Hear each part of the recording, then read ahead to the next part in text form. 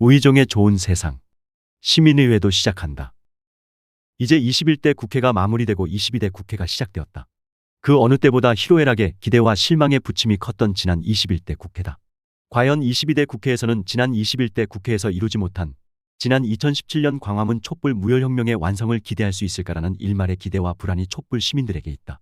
윤석열 정권하에서 새로운 면면으로 바뀌어 시작되는 22대 국회 시작을 바라보면서 그런 촛불 시민들의 마음을 살피기 위해서는 어느 쪽이건 민주당 승리라는 21대 및 22대 총선 간의 유사성과 차이점을 살펴볼 필요가 있다.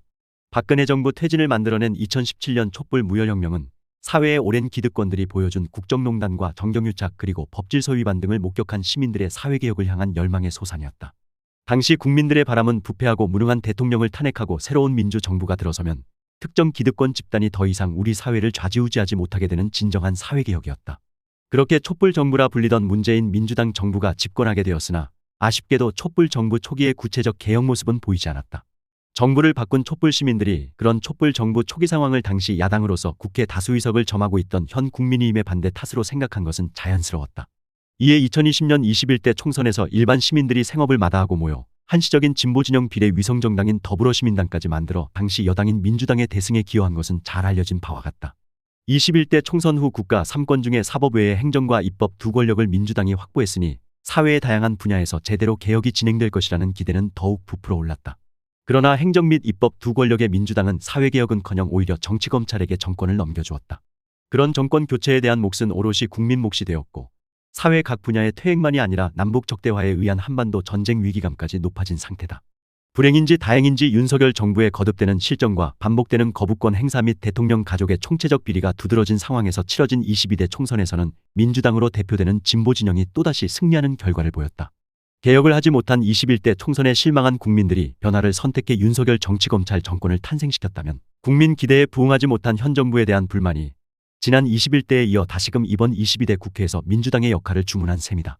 이렇듯이 지난 2017년 광화문 촛불혁명 이후의 일련의 정치 흐름을 보면 국민이 22대 국회에서 요구하는 것이 무엇인지는 자명해진다.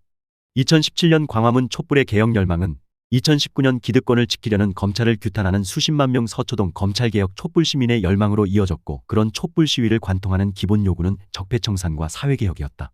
바로 그 열정이 그 힘이 2020년 21대 총선과 이번 22대 총선에서의 민주당 대승으로 이어진 셈이다.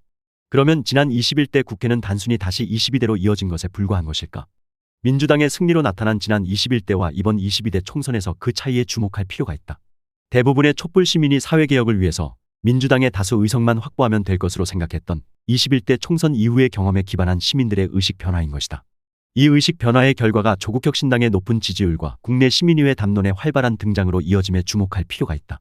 서로 무관할 듯한 신생정당 출현과 시민의회 제도화 추진은 같은 뿌리다.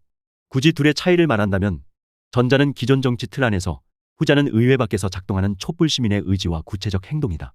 조국혁신당은 지난 22대 총선에서 예상하지 못했던 높은 지지율로 제3당으로 자리 잡아 두 대형 정당 주도의 기존 정치 문화를 개선할 것으로 국민 기대를 받고 있다. 높은 지지에는 지난 광화문 촛불혁명 이후 전혀 진전되지 않고 있는, 아니 오히려 정치검찰 정권 등장이라는 퇴행적 현실에 대한 국민 분노가 담겨 있음은 누구도 부정하지 못한다. 문재인 촛불 정부에서 검찰개혁에 앞장섰다는 것 하나로 철저하게 집안 3대에 걸쳐 검찰폭력의 대상이 되었던 조국 전 법무장관이 이제 제3당의 당대표가 되어 윤석열 정부에 대한 결연한 심판 의지와 함께 국내 양당 정치 극복을 통한 사회권 선진복지국가 제7공화국을 말한다. 촛불 시민들의 사회개혁 열망을 기존 정치 언어로 구현하겠다는 정당이다. 거꾸로 조국혁신당은 이런 열망에 부응해야만 하는 책무를 지니게 된 셈이다. 한편 시민의회는 지난 21대 국회에서 대의민주주의로 포장된 여의도 귀족 정치인들에 의한 구태 정치를 목격하며 실망한 개혁 시민들이 이제는 더 이상 낡은 구태 정치인들에게 우리의 삶과 한반도 평화를 맡기기보다는 시민 스스로가 정치적 주체로 서야겠다는 인식 전환이자 실천 의지 표현이다. 현실에서 다양한 형태의 시민의회가 있고 국제적으로도 그 인식이 높아져서 몇몇 나라에서는 각 나라 상황에 맞는 시민의회가 이미 작동하고 있다. 이에는 과거와 달리 21세기 IT 기술 발달에 따라 실시간 개인 참여형 의사표시 제도가 가능해졌다는 점도 중요하다. 이제는 누구나 자신의 스마트폰으로 언제 어디서고 본인 의사를 표현할 수 있다. 즉, 시민형 준직점 민주주의가 가능하다. 지금 같은 기존의 낡은 대의 정당 문화는 더 이상 시대 변화를 반영할 수도 없고 점차 시대에 뒤떨어진 정치 형태가 될 것이다. 시민의회 관련 움직임은 단지 지면상의 논의만에 머무르는 것이 아니라 이미 몇 차례 크고 작은 토론회와 대중 행사가 활발히 진행되었으며 시민의회 입법추진 100인 위원회도 공식 출범했다. 22대 국회와 긴밀한 협력 속에 각 지역 시민의회 및 기존 정치제도와의 통합 노력이 예상된다. 시민의회 관련 내용은 이미 여러 곳에서 제시되었기에 생략하지만 그 구성은 철저하게 우리 사회에 맞는 형태로 일반 시민이 정치 주체가 되도록 탈권위주의적이고 분산적 집행부 선출과 구성 방법을 택해야 한다. 아직 발화단계인 시민의회 추진은 앞으로 보다 구체적인 추진 일정과 열린 조직 구성안 및 기존 정치제도와의 순조로운 연계 전략 등을 제시해야만 한다. 22대 국회에서 기존 정치 문화 속에서 움직여야 하는 조국혁신당은 초심을 잃지 않는 것이 중요하다.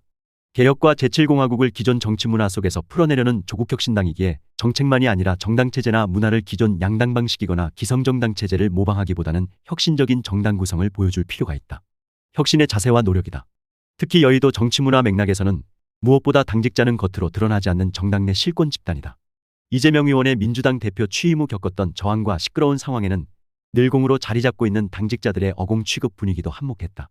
혁신적인 당 운영체제 확립과 개혁 인물로 인적 구성이 되어도 그러한 개혁 구조와 문화를 기존 여의도 정치문화와 양당 구조 속에서 제대로 수행하기란 절대 쉽지 않다.